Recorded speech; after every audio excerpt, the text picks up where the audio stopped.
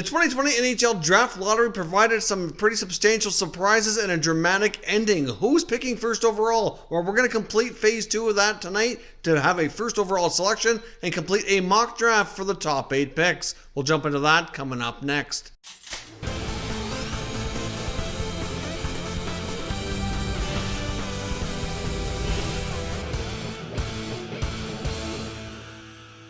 Welcome back to another video here at Top Shelf Hockey. Now, as I mentioned, the 2020 NHL Draft Lottery's been completed. That went down last night, and man, was that ever a dramatic ending. Some surprising finishes, and certainly a lot of controversy. I know a lot of people aren't happy with the fact that somebody playing in the qualifying round, a potential play-in team, is going to have an opportunity here to have the first overall selection. It could be one of 16 teams competing in that round. So what I've decided to do is to take the 8 teams that our community had voted on that they've seen losing the qualifying round and putting them in a lottery of our own to determine who's going to have that first overall selection. Now, in case you're newer to the channel, we had several posts on our community tab where I had our subscribers and viewers vote on who they thought was going to win those 8 play-in series. So we took those 8 teams that we had predicted to lose those series, and of course, as we know, they're all going to have an equal weighting in phase 2 of the draft lottery to determine who gets that first overall selection. And then we're going to use a website called wheelofnames.com where we can enter all the data and have them select a winner for us to see who gets that. So now let's jump over to the computer. We'll run that simulation to see who gets first overall amongst those 8 teams, and then we'll come back and complete our mock draft. As a quick reminder as well before we jump into that, the 8 teams that our community predicted would lose the play-in series are as follows. We had the Montreal Canadiens, the Arizona Coyotes, the Chicago Blackhawks, the Minnesota Wild, the Columbus Blue Jackets, Florida Panthers, and the Carolina Hurricanes. So let's jump into the simulation and see who wins. So here we go. And the winner is the Montreal Canadiens. Wow, I'm sure Habs fans are going to be happy about that. The draft was supposed to be in Montreal.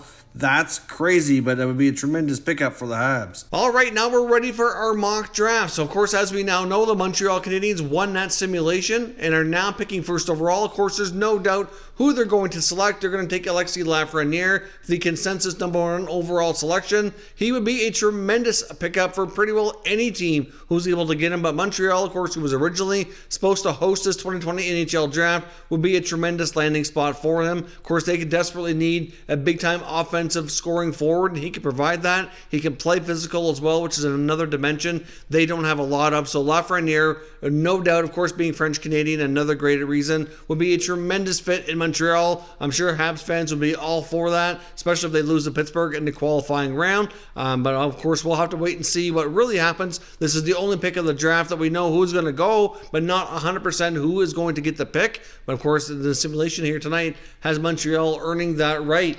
Now let's move on to the #2 overall selection, where we have the Los Angeles Kings, and I have them selecting German forward Tim Stutzle. Now, some might be surprised at this selection, but a lot of the mock drafts that we've seen lately from guys like Bob McKenzie and even Sam Cosentino have actually had Stutzle ranked ahead of Byfield. Now, in this case, especially with Bob McKenzie, his picks are not all his own opinions. He usually has a variety of NHL scouts, like 10 different NHL scouting people weigh in with their opinions, and he does like a general consensus type of draft rankings here. So clearly, many of them valued Stutzle even slightly more than Byfield. Given the LA Kings' deep prospect pool and having a lot of great center icemen already, including guys like Turcotte and Velarde and Kupari and others, they clearly could use a top-scoring winger like Stutzle. Now, Stutzle could turn out to be a center at the NHL level as well, but he did play left wing this past year, so he could prove to be a very versatile forward and could be a great, tremendous mix here for the Los Angeles Kings.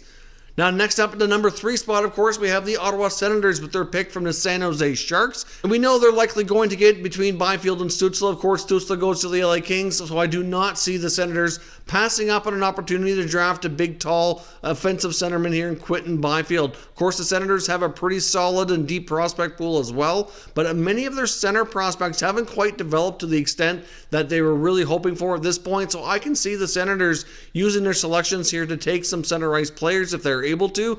Clearly, guys like Logan Brown have not developed right now. Colin White has struggled as well. Josh Norris right now is looking really solid as a center prospect, but I only see him as being a number 2, number 3 center longer term, whereas Byfield has that number 1 franchise center written all over him, at least at this point in his young career. So Byfield, to me, would be an absolutely tremendous addition to the Ottawa Senators prospect team. Next up at number 4, we have the Detroit Red Wings, and I don't see them passing up on the top defenseman in the draft, Jamie Drysdale. Now, of course, we saw them take a defenseman last year as well in Moritz Seider of Germany. Obviously, Steve Yzerman has a lot of work to be done when it comes to taking some of these top prospects and deciding who to select here, but I can see him building out from the defense out, and I think Drysdale will be a tremendous fit. Seider's a different kind of defenseman. Drysdale can be your number 1 guy, run your offense, run your power play, but yet still play a lot in other positions, log a lot of 5-on-5 minutes as well. I mean, Yzerman could go in a different direction here. There's some options that are on the board, clearly some good-looking prospects, but I think this is their opportunity to land their stud defenseman to play alongside her for a long, long time here. Now, next up, we have the Ottawa Senators picking again at the number 5 spot. This is their own selection this time. And I know some might think they already grabbed a forward. Maybe they'll grab a goalie or a defenseman. But I honestly disagree. I think they're happy with their goalie prospect pool right now. They have a lot of guys that have a lot of potential. And I can see them taking another center iceman because I don't think they're deep enough there yet. And they're going to take Ottawa 67, an Austrian-born forward, Marco Rossi. And he's a player playing in Ottawa they would have had a chance to see quite a bit this past year. Teams are relying more on video now based on watching what happened before due to all these prospects not being able to be on the ice for some time. But Rossi is a tremendously gifted center iceman, a very different kind of player than Quinton Byfield as well. They have very different strengths, very different size as well.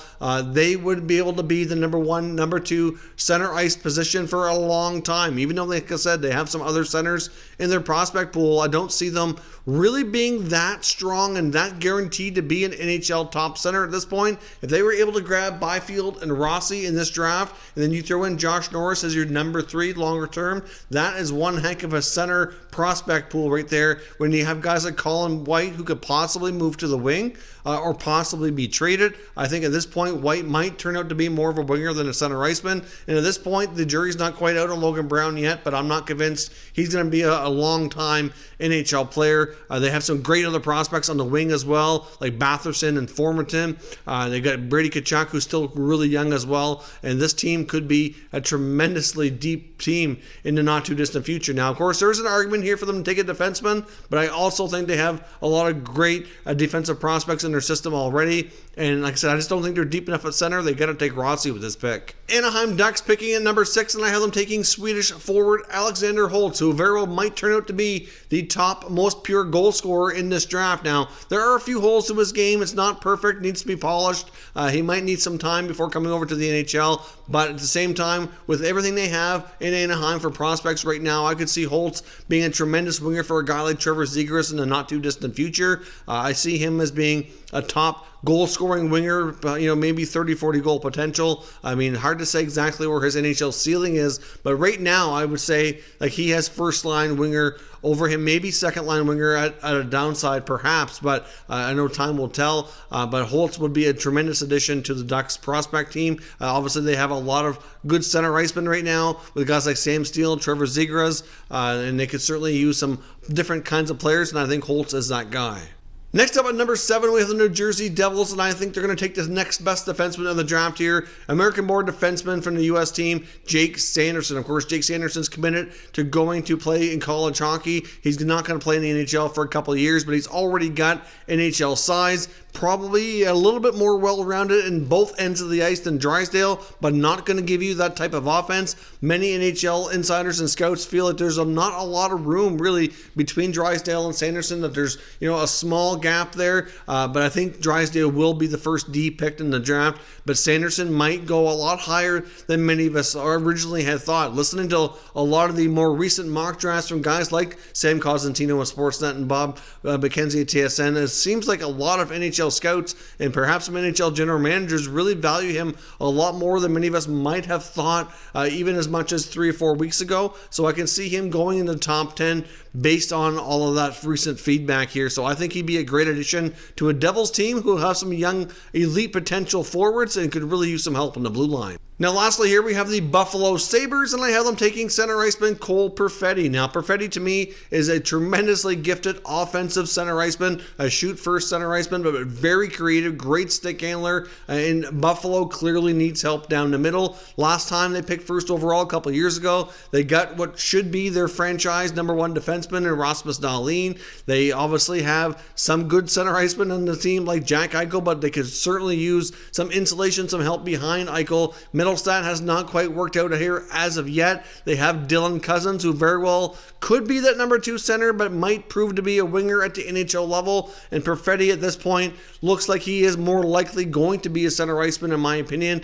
So I think Perfetti could certainly be that guy. And he's not going to probably play in the NHL right away. I think he'll play another year of a junior. I think he could benefit from having another year there where he can really have another solid year to dominate offensively. Likely get the chance to play for the World Juniors, assuming that tournament actually takes place. Of course, there's a lot of uncertainties with the pandemic going on if that's going to take place, but if they're able to have the World Juniors in 2021, Perfetti would be much more of a lock for Team Canada after getting cut last year, and really have a chance to build his confidence and really build his leadership here and be a big part of that if they're able to make it happen. But Perfetti could be that player that the Sabres right now so desperately need to play behind Jack Eichel, but likely looking at about 2 years out, I think, before he really makes the jump to the NHL. They don't want to rush this guy. They've been rebuilding, which seems like forever. They don't want to stunt the growth of some of their top prospects. So just like Cousins did last year, I think he's going to go back and play another year before he makes the jump to go pro here. So those are your top 8 selections on the mock draft based on how everything's gone. Of course, let me know down in the comments, who do you see out of all the teams that are in the qualifying round? Not obviously based on lottery, but based on need, and who needs it the most out of all those teams. Who do you think really should be the team to pick first overall? I guess we're going to have to wait some time yet before that happens, before we really know exactly who it is. But for right now, it's fun to do some simulations and get everybody chatting to see what the opinions are. Let me know your thoughts down below in the comments, as well as these other selections I've made. Who do you think these teams are going to select at those given spots for right now? Thank you very much for watching, and I will catch you next time.